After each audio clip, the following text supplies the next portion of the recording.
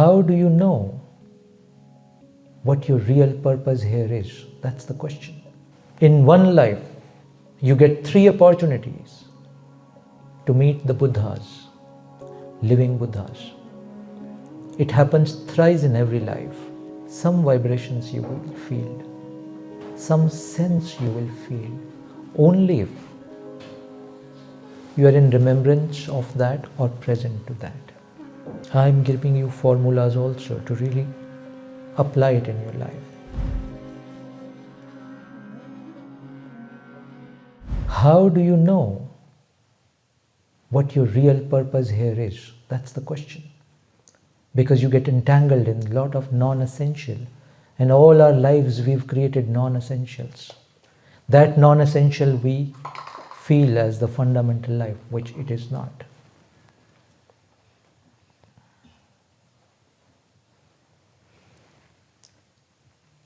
To be constantly in this reminder, remembrance, that I'm not here for this alone.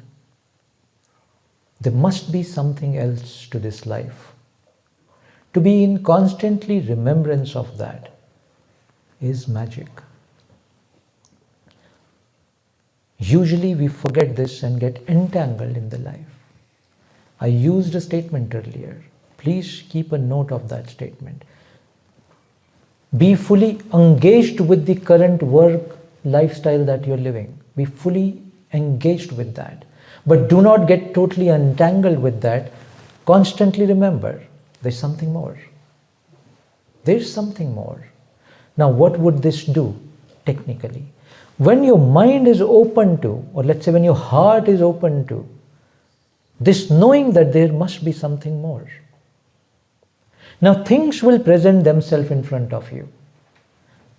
Situations, opportunities, events, gurus, Ishvara, they will present themselves in front of you, and then you will not miss it.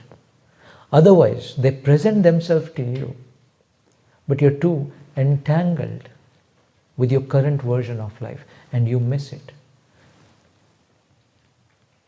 My understanding is, in one life, you get 3 opportunities to meet the Buddhas, living Buddhas.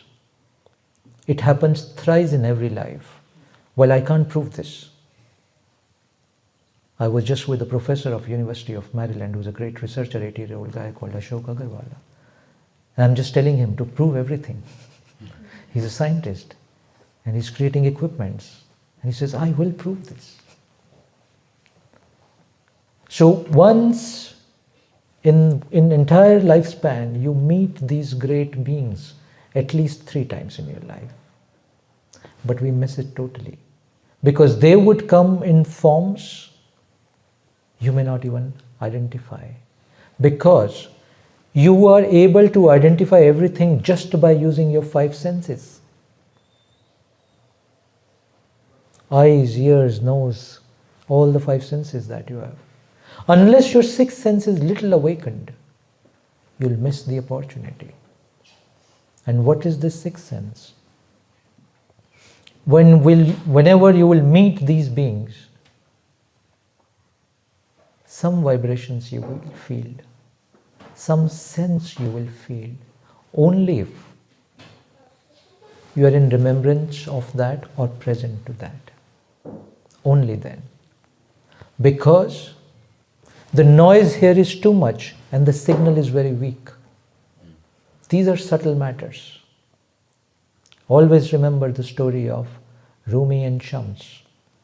They were in love with each other. That was the relationship. And that was the relationship. And that's how intimate Swami Vivekananda was to Ramakrishna Paramahansa. They just sense it.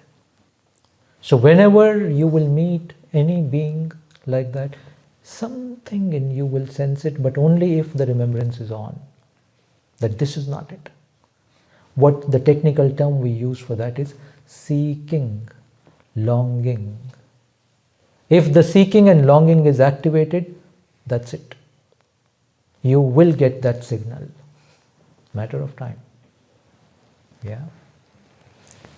Until then, whatever you are doing in life, apply the rule. Be fully engaged of whatever life has presented responsibilities or your dharmas in front of you.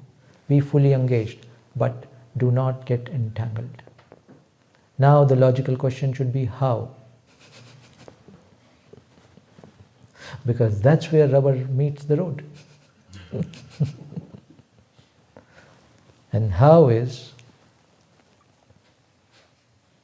I'm giving you formulas also to really apply it in your life. And the how here is, every day set aside a sacred time for yourself. Every day set aside some sacred time for yourself. Could be 30 minutes, 40 minutes, 1 hour. Now this sacred time, what you're doing in this sacred time is basically nothing. You're not reading, you're not listening, you're not doing anything. In this sacred time, maybe you're just having a cup of tea and being with yourself. Our problem is we're just not spending time with us. We're spending time with everybody else, but not with this, who's the source. Every day. As a discipline. You don't get that situation at home? No problem, go for a walk. Go to the woods, beautiful area, just sit, watch the sunset. Anything that brings you closer to yourself. But no mind activity.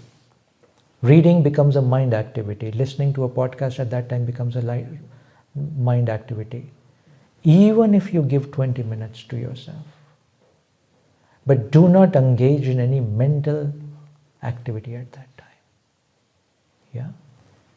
That sacred space and time to yourself every single day. 2. Every 30 days if you can do 1.5 to 2 sacred days to absolutely you're nurturing yourself. We're just not nurturing ourselves. We're raising a family, creating a company and doing all kinds of things that we want to do in this life. Fair enough. 2 days every 30 days. If I don't give it even that kind of time to nurturing this being, to knowing who this being is, to knowing the purpose of this being, it will not come in a dream. It will only come in these moments. Where in this moment, if you see what I'm really doing, I'm speaking these words, but I'm actually creating an inner space of silence in you. Do you experience that? Yeah. I'm giving this time to you. In that knowing, in that silence, something emerges. So every 30 days, at least 1.5 to 2 days, whatever your time, whatever the structure of your life allows, but please make this a priority. Let us not waste this beautiful opportunity that we've got this time. And opportunities in 2 senses. A, you took a human birth. Big opportunity. Let's not waste it in the non-essential alone. 2, big opportunity that we are sitting in this space right now. Big opportunity. Yes.